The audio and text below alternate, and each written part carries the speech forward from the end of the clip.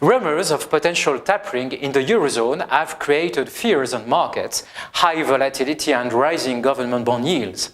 It is true that the BOJ has opened a new chapter in monetary policy.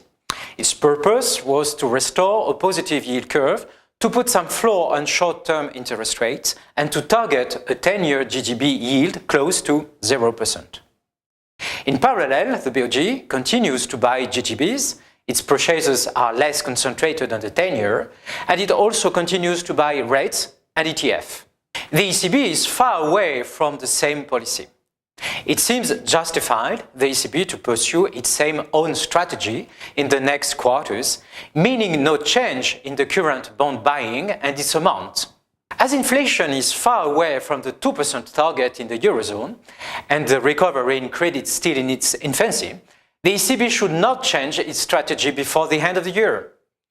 On the opposite, we think the ECB should extend the maturity of its purchases from March to September 2017.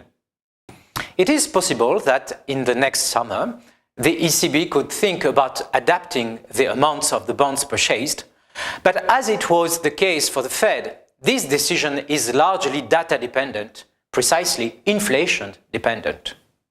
With this episode of rumors and tensions on bonds, we see that exit strategies will remain very complicated for central banks, including the Fed. In the US, the Fed reduced regularly its purchases when the activity has turned more solid, but this is not the case in Japan and Europe. Therefore, ECB and BOJ policy will probably remain friendly for a longer period of time than it was the case in the US.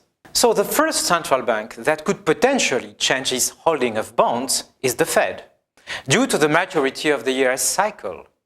The Fed could decide to stop its reinvestment in bonds, which could lead to a decrease of its balance sheet and to full upwards pressures and treasuries in parallel.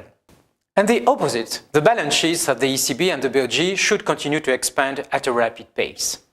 So, reducing the amounts of bonds purchased in Europe is not on the table yet, and the related risks seem to come more from the US than the eurozone, UK, or the Japan.